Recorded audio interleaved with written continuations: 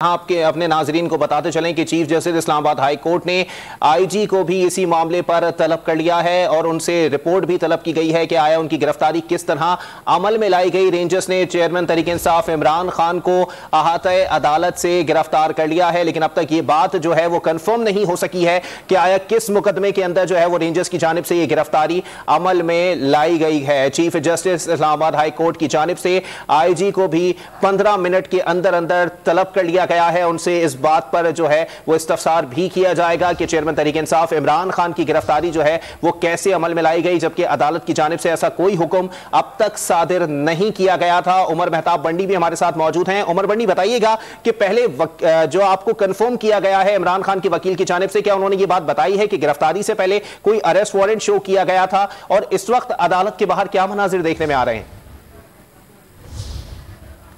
जी Umar,